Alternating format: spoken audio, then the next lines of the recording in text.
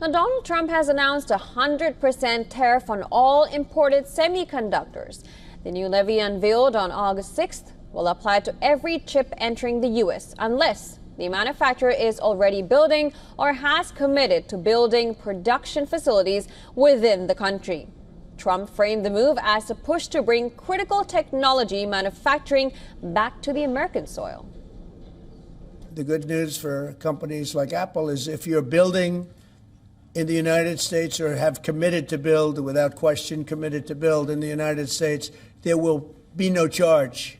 In other words, we're not going to be charging. So a lot of countries, a lot of companies are leaving various other places and they're coming to the United States. So in other words, we'll be putting a tariff on of approximately 100% on chips and semiconductors.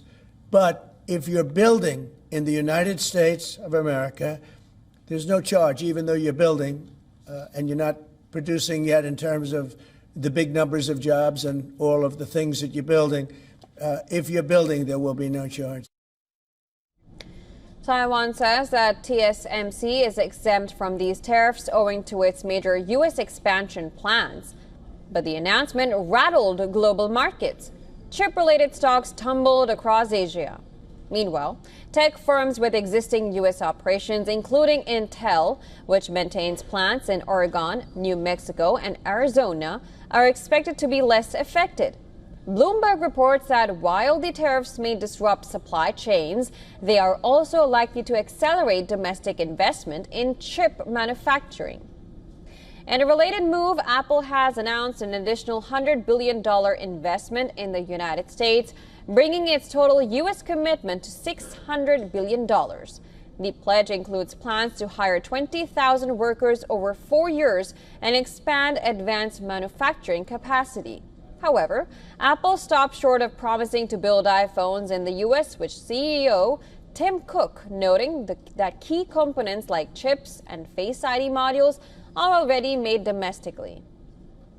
Economists remain cautious. Some suggest that while the investment may spur AI and supply chain growth, it may not significantly boost U.S. manufacturing jobs. Well, I hate to use the word bribe, but I'll just put it out there.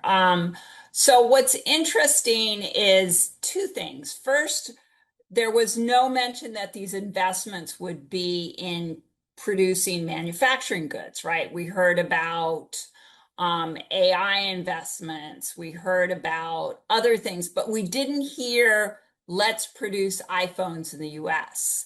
And so there's this big investment being made. And at the same time, what's happening is that Trump's tariffs are actually going to exclude iPhones being imported into the US. So if you import an iPhone from China, you're not being hit by these very high tariffs. And if you import an iPhone from India, we just heard that they also will not receive tariffs. So it's the timing is a little suspicious, but it looks like as a result of this extra $100 billion, there will not be tariffs imposed on imported smartphones.